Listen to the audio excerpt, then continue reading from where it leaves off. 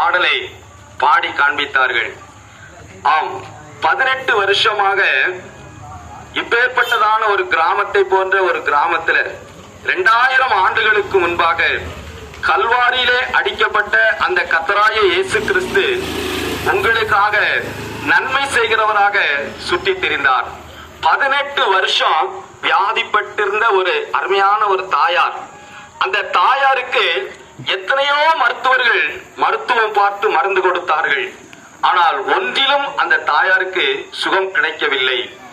இயேசு கிறிஸ்து இப்படிப்பட்டதான ஒரு அருமையான கிராமத்திற்கு வருகிறார் என்பதை அந்த தாயார் கேள்விப்பட்ட பொழுது அந்த தாயார் சொன்னால், எப்படியாவது நான் அந்த அருமையான அந்த மகானை பார்ப்பேன், அந்த குருநாதரை பார்ப்பேன், அந்த மீட்பரை பார்ப்பேன், அந்த இரட்சகரை பார்ப்பேன், எனக்கு சுகம் தரும்படியாக நான் அவரிடத்திலே கேட்டுக்கொள்வேன், அவர் நிச்சயமாக எனக்கு சுகம் தருவார் என்று சொல்லி கவனத்தோடு அந்த வருகைக்காக காத்திருந்தாள்.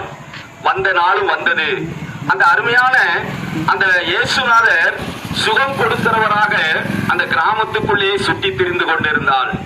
கூட்டம் நெருக்கடியாக அந்த அருமையான அந்த தீர்க்கதரிசியாக இருந்த அந்த கர்த்தராகிய இயேசு கிறிஸ்துவை சுற்றி கொண்டிருந்தது. இவளாலே அந்த தாயாராலே அந்த இயேசு கிறிஸ்துவிடத்திலே நெருங்க முடியவில்லை. உடனே என்ன செய்வது என்று சொல்லி யோசித்தாள்.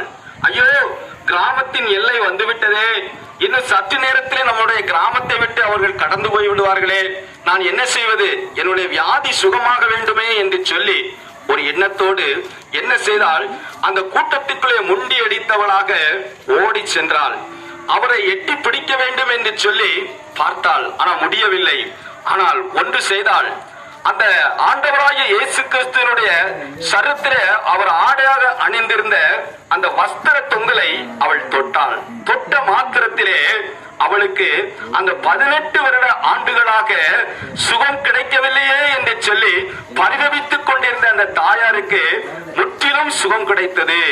என் அருமை தாய்க்குலமே, என் அருமை தமிழ் சொந்தங்களே, என் கிராமத்து சொந்தங்களே, உங்களுக்கும் இப்படிப்பட்டதான பாடுகள், உபத்திரவங்கள், வியாகுலங்கள், கண்ணீர்கள், நெருக்கங்கள், போராட்டங்கள், தவிப்புகள், சஞ்சலங்கள், பிரச்சனைகள், கடன் தொல்லைகள், ஐயா அடங்க முடியாத காரியங்கள் எதுவும் உங்கள் வாழ்க்கையில இருக்கும் என்று சொன்னால், இந்த அருமையான பகல் வேளையிலே ஆண்டவராகிய இயேசு கிறிஸ்துவின் சுவிசேஷத்தை கொண்டு வந்து எங்களுடைய அருமை தாய்மார்கள், எங்களுடைய அருமை பச்சிளம் பிள்ளைகள், ஐயா எங்களுடைய சகோதர சகோதரிகள் உங்களுக்கு வீடுகளிலே வந்து, ஐயா உங்களுடைய குடும்பங்களிலே என்ன பிரச்சனைகள் இருந்தாலும் சரி, என்ன பாடுகள் இருந்தாலும் சரி, என்ன நெருக்கங்கள் இருந்தாலும் சரி, நீங்கள் இதற்காக ஜெபம் பண்ணுங்கள் என்று சொல்லி ஒரு வார்த்தை சொல்வீர்கள் என்றால், உங்களுடைய பிரச்சனைகள் எது இருந்தாலும் சரி, உங்களுடைய வியாதிகள் எது இருந்தாலும் சரி, உங்களுடைய கண்ணீர்கள், உங்களுடைய இழப்புகள் எல்லாவற்றுக்கும் நானே உன் பரிகாரியாகிய கர்த்தர் என்று சொல்லி ஆண்டவராகிய இயேசு கிறிஸ்து சொல்லுகிறார்.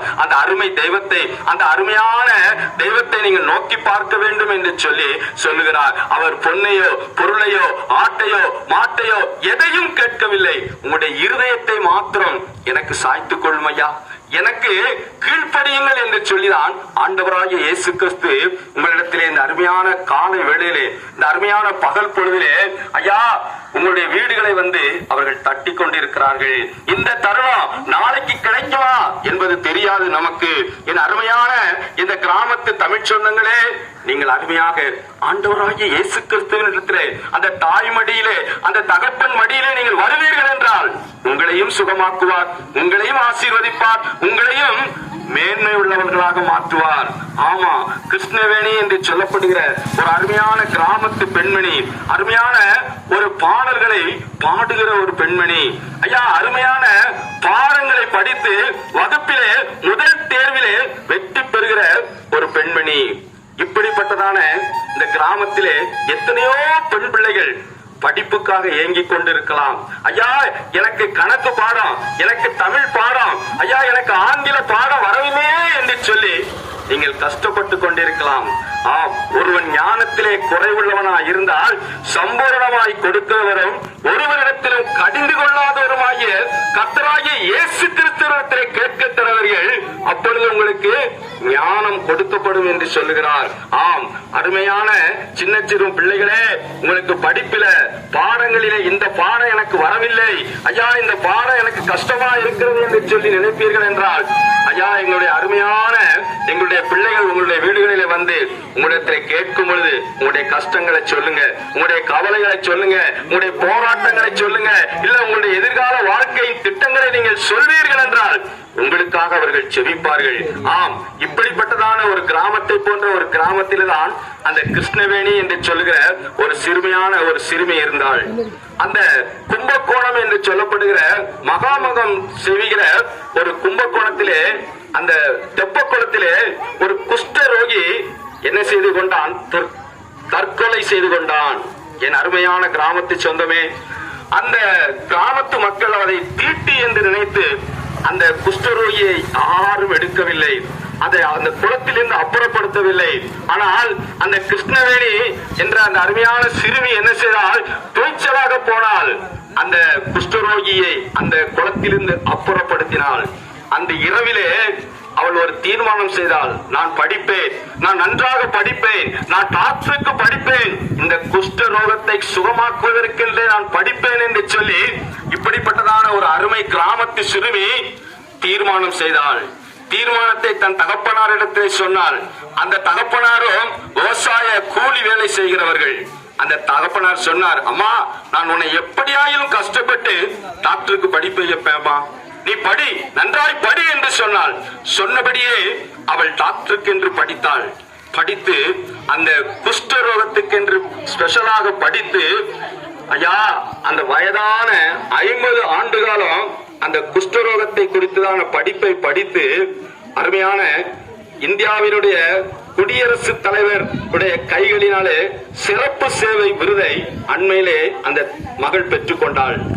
அந்த கிருஷ்ணவேணி என்கிற அந்த சின்ன தங்கைத்து இளமையில எடுத்த அந்த முடிவு அவளுக்கு ஒரு பெரிய ஆசீர்வாதத்தை கொண்டு வந்தது. இப்படிப்பட்டதான ஒரு கிராமத்திலிருந்து புறப்பட்ட ஒரு அருமையான ஒரு சிறுமி.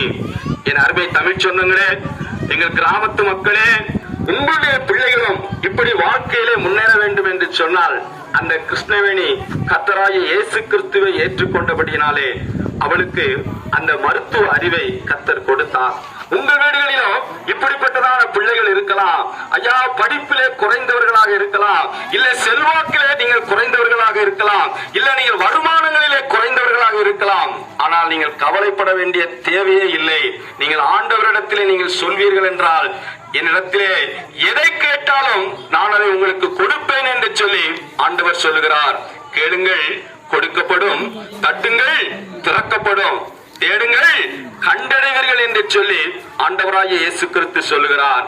அந்த கிருஷ்ணவேணியை ஆசீர்வதித்த அதே ஆண்டவராகிய இயேசு கிறிஸ்து இந்த கிராமத்தை சுற்றி நடந்து கொண்டிருக்கிறார். உங்கள் வீடுகளுக்குள்ளே நின்று கொண்டிருக்கிறார். நீங்கள் வைத்திருக்கிற உங்கள் கைகளிலே கொடுக்கப்பட்ட அந்த நற்செய்தி பிரதிகளை நீங்கள் வாசித்து ஆண்டவரிடத்திலே கேட்பீர்கள் என்றால், கேட்கிற எவனும் பெற்றுக் கொள்கிறான். உங்களுக்காக, இந்த கிராமத்துக்காக நாங்கள் செபித்து கடந்து செல்ல இருக்கிறோம். கர்த்தர் தாமே உங்களை ஆசீர்வதிப்பாராக. அன்பு நிறைந்த ஆண்டவரே, இந்த அருமையான கிராமத்து மக்களுக்காக நாங்கள் உம்மை நோக்கி பார்க்கிறோம். அப்பா, கடினமான உழைப்பு செய்கிற மக்கள் ஐயா, ஆண்டவரே, எங்கள் குடும்பங்கள் என்றைக்கியா முன்றேறும் ஆண்டவரே என்று சொல்லி கடவுளை நோக்கி பிரார்த்தனை செய்கிற எத்தனையோ குடும்பத்து தாய்மார்கள் இந்த இடத்துல இருக்கலாம். ஆண்டவரே கர்த்தாவே, இந்த குடும்பத்தை முன்னேற்றுவதற்கு ஏற்ற காரியங்களை இவர்கள் முன்னெடுப்பதற்கு எடுக்கிற கையின் பிரயாசங்களை நீர் ஆசீர்வதிக்கும்படியாக செபிக்கிறையா. இவர்கள் வயல்வெளிகள் வைத்திருந்தாலும் சரி, தோட்டம் துறவுகள் வைத்திருந்தாலும் சரி, ஆடு மாடுகள் வைத்திருந்தாலும் சரி, வெள்ளாமை செய்கிறவர்களாக இருந்தாலும் சரி, ஐயா, கூலி வேலை செய்கிறவர்களாக இருந்தாலும் சரி, ஐயா, வியாபாரங்கள் செய்கிறவர்களாக இருந்தாலும் சரி, என்ன பணி செய்தாலும், என்ன வேலை செய்தாலும் இந்த கிராமத்து ஜனங்களை நீர் ஆசீர்வதிக்க வேண்டும் என்று நாங்கள் உடைய சமூகத்திலே ஒப்புக் கொடுக்கிறோம். ஐயா, போக்குவரத்து தொழில் செய்யலாம் ஐயா, இன்னும் அநேக எத்தனையோ வேலைகள் செய்யலாம். எல்லா வேலைகளிலும் கர்த்தாவே இவர்களுடைய கையின் பிரயாசங்கள் ஆசீர்வதிக்கப்படுவதற்கு, தாய்மார்களுடைய குடும்பங்கள் ஆசீர்வதிக்கப்படுவதற்கு, இவருடைய பெண் பிள்ளைகள் ஆசீர்வதிக்கப்படுவதற்கு, ஆண் பிள்ளைகள் ஆசீர்வதிப்படுவதற்கு தேவனாய கர்த்தர் இந்த கிராமத்துக்கு கிருபை செய்யும்படியாக செபிக்கிறையா. ஆண்டவரே, இவருடைய காடு கழனிகள் வெள்ளாமைகள் செழிப்பதற்கு தேவன் நீர் உதவி செய்யும்படியாக, ஏற்ற நேரத்தில் இவர்களுக்கு மழை பெய்யும்படியாக, பெய்கிற மழை இவர்களுக்கு ஆசீர்வாதமாக மாறும்படியாக நாங்கள் நோக்கி செபிக்கிறையா. இந்த குடும்பத்திற்கு விரோதமாக, ஆண்டவரே இந்த கிராமத்திற்கு விரோதமாக போராடுகிற எல்லா சத்ருவின் கிரியைகளும் அழிக்கப்படும்படியாக, ஜீவனுள்ள நாளெல்லாம் இவர்களுடைய வாழ்க்கையிலே நன்மையும் கிருபையும் தொடரும்படியாக, தீங்கு இவர்களை துக்கப்படுத்தாதபடிக்கு, தீங்கு இவர்களை விட்டு தூரம் போகும்படியாக தேவரே இந்த கிராமத்தை ஆசீர்வதியும், ஆசீர்வதியும், ஆசீர்வதியும். இயேசுவின் நாமத்தில் பிதாவே, ஆமேன், ஆமேன், ஆமேன். அல்லேலூயா, அல்லேலூயா, அல்லேலூயா.